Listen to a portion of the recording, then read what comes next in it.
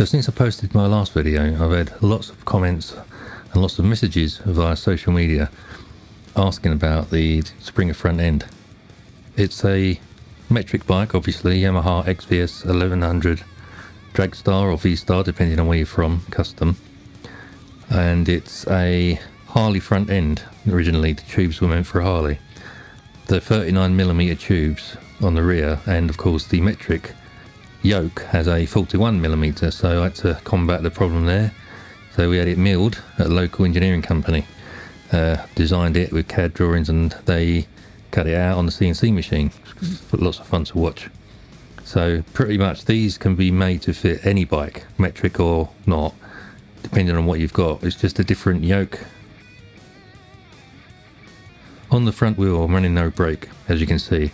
I haven't decided whether I'm going to leave it off or put it back on, so I've left the discs on just for now.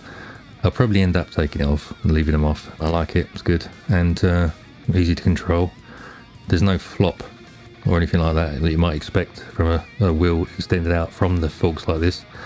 The rocker that's with it is very nice, very comfortable, works very well, but I'm currently designing another rocker.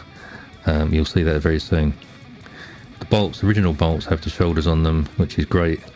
Using them for now, but I'm going to get new ones made up from stainless steel for the same company, the engineering company, who CNC'd, who cut out the yokes on the CNC machine. Having a long front end is great, it really is, and it's made it higher, which is good. The rear is lower. I was going to kick it out and rake it out. Currently it's 33-degree rake, which is standard for the bike. With the extra length on the forks and the wheel further out, it does feel like, and it looks like it's been raked out, but it hasn't. I was going to rake it out maybe 5 or so degrees, past the 40 mark possibly, but I don't think it needs to. I like it as it is. It's really nice, it's really comfortable, rides well. It's much better. The suspension is just so nice. It's smooth, buttery smooth. The bushings I was looking for, I couldn't find them, so again went to a company that make them. They were so cheap. They're just white nylon, but they work. Just put a bit of grease on them, tighten them up. And the problem was, at the time, I had to stick them all with super glue to a sheet of paper and use an orbital sander or a little mouse sander to thin them out because they were slightly too thick, and I didn't like that. On the front, where the axle goes through, I had to modify that as well. I had to drill it out so that the axle head could be recessed, so it had enough on the other side for the nut, enough thread to make it safe. The overall length of the front end now is it's quite ridiculous, but it's really nice. It's lovely. It's a dream bike. It's always been my dream bike, and it's really nice with the 6-inch risers and the 16-inch 8-hanger handlebars. It's just beautiful.